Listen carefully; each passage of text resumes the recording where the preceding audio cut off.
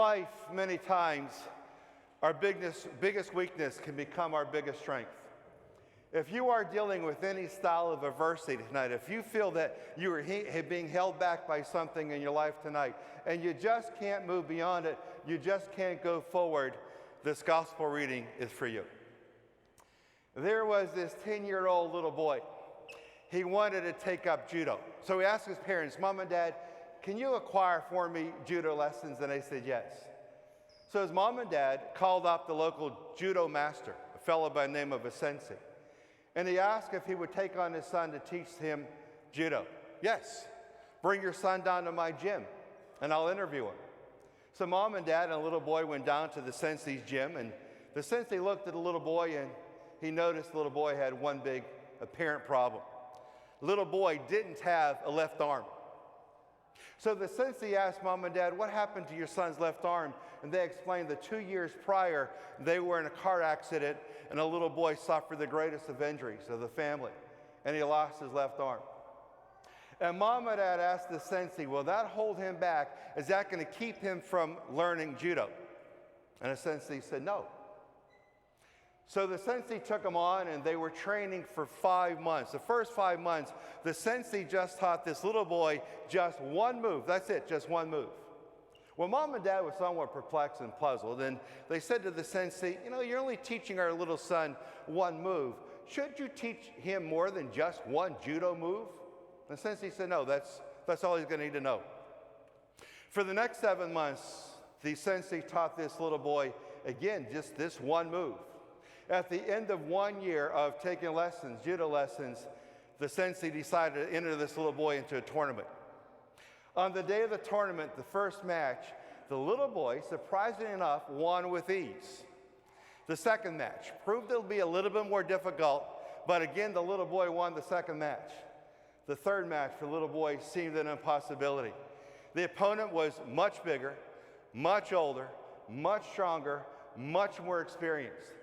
Oh, that third match took a long time, but finally, surprisingly enough, the little boy won the third match, and the little boy won the entire tournament. And after the tournament was over and the little boy received his award, the parents asked the sensei, "We are confused, we are surprised, yet we are happy.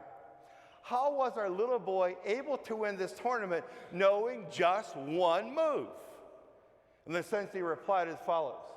He said, "For 2 reasons. One, your son learned and mastered the most difficult of all the moves in judo. And two, the only way to defend the move that your son became a master at, the opponent has to grab his left arm."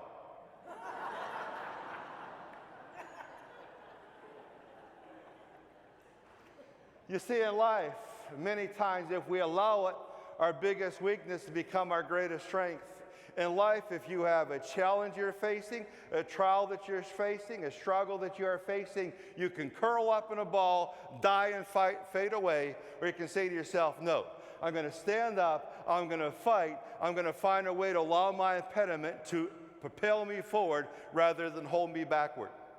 You see, that's the essence of today's gospel reading. Today's gospel is coming out of the 7th chapter of Mark, verse 31 to 37. And in today's gospel, the main character, not only is Jesus Christ, but this fella who's born deaf. And he has a speech impediment. And they take this man to Jesus to see if Jesus can cure him of his deafness and his speech impediment. Let's take a look at verse 34 and 35 of the 7th chapter of Mark. It says there, "He took him off by himself," and just to give description to those phrases, that would be Jesus took him, this man that was deaf and had a speech impediment, off by himself away from the crowd. He, Jesus, put his finger to the man's ears and spitting touched his tongue. Then he looked up to heaven and groaned, and he said, "Ephphatha," that is, be open. Now I want you to look at those two verses. Do you see something interesting in those two verses? What occurs just before the command Ephphatha, which means be open? What does Jesus do? Jesus does something just prior to the command of healing that Jesus does with every healing he performs in all 4 of the Gospels. Do you see it there? Before Jesus offers the word Ephphatha, Jesus, he looked up to heaven. Jesus realized that he doesn't work alone, that he always needs God's assistance. So every time Jesus performs the healing, right prior to that, Jesus stops. He looks up to heaven and he prays to his Father, I need help. Now what we want to examine is the chronology of the healing, because it is very important. If you read Scripture too fast, you're going to miss the nuance of that which it has to offer. Let's take a look at verse 36. 7th chapter, again of Mark. And immediately the man's ears were opened, his speech impediment was removed, and he spoke plainly. Do you see the chronology there? You see, if you're born deaf, you will at the same time have a speech impediment. To do go hand in hand. One gives birth to the other. If you cannot hear words, how can you repeat words? If you cannot hear words, when you attempt to speak, you'll never hear your flaws. So you'll never be able to correct your flaws. What Jesus realized is this: the first thing I'm going to do is allow this man to hear. And the moment he can hear, his speech impediment will be eradicated, because he'll be able to hear words, repeat words, understand his flaw, and correct those. What an incredible thing that Jesus Christ does. The hearing first, the removal of speech impediment second. But in order to truly understand what this gospel reading is talking about, the gospel reading is focusing on the trouble of impediment. What clearly is an impediment? Does anyone here have an impediment tonight? Are you dealing with an impediment? Is something holding you back? Let's take a look at what an impediment is. Now, impediments, the root word is the word ped. That's a Latin word, P-E-D. Now, ped means foot. So if you have a pedal bike and you're pedaling along, it's your feet that gain the energy for the bike to move forward. So it means foot. Now, the prefix of the word ped, the prefix im, is a negation. It's a negative. So whenever you put the negative im in front of nearly any root word, it's going to be something you can't do. So, to impede. To impede, impediment, means to be kept from going forward. So when you're dealing with an impediment, whether or not it's a speech impediment, which is going to keep you from moving forward, or whatever style of impediment you have, if it's something that keeps you from moving forward, from getting beyond yourself, it's an impediment. It is holding you back. They come in many different disguises. So you might have an impediment and you're not even too sure you have it. There is the impediment of fear. Now, people who have the impediment of fear are those who don't want to fail. That initially sounds like a commendable thing. So if you don't want to fail, you think that would make you focus on trying to get great at something. But a lot of folks who don't want to fail, they're afraid of failure. What do? They simply sit back and say, I'm never going to try. Because as long as I don't try, I won't fail, and I won't deal with the embarrassment of failure. And that's always a huge mistake. And so having the impediment of fear holds you back. You never try to do something that you haven't done before because you don't want to fail. There's the impediment of hatred. And maybe you're dealing with some hatred tonight. Maybe something that someone did to you or a member of your family. That's typically the most difficult style of forgiveness, is to forgive someone for something they did to someone you love, not necessarily yourself. And so you hate that person. And when you deal with the impediment of hatred, that holds you back. Because every day, instead of starting off fresh, you think about all those folks who hurt you.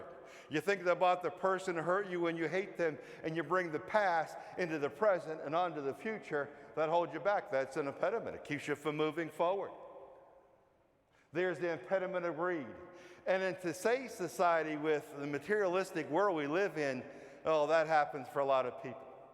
Not to say that there are hoarders, but a person who is a hoarder usually falls into the category of an impediment of greed.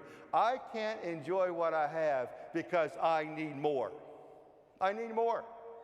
So I'm going to buy. I'm going to buy stuff that I already have. I'm going to buy stuff that I don't even know I have. I just need more. And when you get more, because you're dealing with impediment of greed, you can't enjoy that. Why? Because impediment of greed says you need to have even more. So it holds you back from enjoying the present. There's the impediment of restlessness. Now, you yourself might be someone who falls in this category, or you might know someone who is restless. They never just sit down and enjoy family. They're always on the go. They're always going somewhere. I'm in a big hurry. I got to go. I got to go somewhere. And since they're always restless, they have that restless spirit. They're always taking off. Boom, bam, bam, everywhere. Like a little ball in a pinball machine. Just hitting up against every little obstacle. And they're never just sitting back and enjoying the moment, smelling the roses. They're never too sure if where they're finally at is the place they want to be, because they never know where they want to be, because they always say they want to be somewhere else. That holds you back. There's the impediment of a flaw. In today's world, where we have this caption that everyone must be perfect, so many suffer from the impediment of a flaw. They are afraid to allow others to see their imperfection. So you have an imperfection, who cares? And if you have an imperfection, you don't want others to see it, that means you have to portray something that you are not. I got to make people think I'm something that I'm not, because if they actually see who I am, then I'm caught. They'll find out who I am, which isn't who I portray myself to be, the impediment of the flaw. You see, impediments keep us from going forward. It's having shackles on your feet with a chain that is very short and you can't move forward. Impediments are problems. In today's gospel reading, verse 34:5 and verse 36, 7th chapter of Mark, Jesus realized the moment this man gains his hearing, he's going to lose his speech impediment. And that's exactly what happened. He was able to get beyond it. The little boy without a left arm thought to himself, there's no way I can learn judo. But lo and behold, the judo master, sensei, teaches him one move. And a little boy was smart enough to become a master at the one move. And the only way to defend that one move, your opponent had to grab your left arm. And that he didn't have. His biggest weakness became his greatest strength. A smart person is the one who recognizes their impediments. And they say, yes, I have impediments. I'm imperfect. I have the impediment of fear. I don't want to fail. But a smart person is the one who says, I have impediments, they're holding me back, but no longer am I going to allow them to hold me back, because I'm going to use my impediment in a smart way to surge me forward. So my feet are free of shackles, and I can pedal along in this world. You know, in life, it really works this way.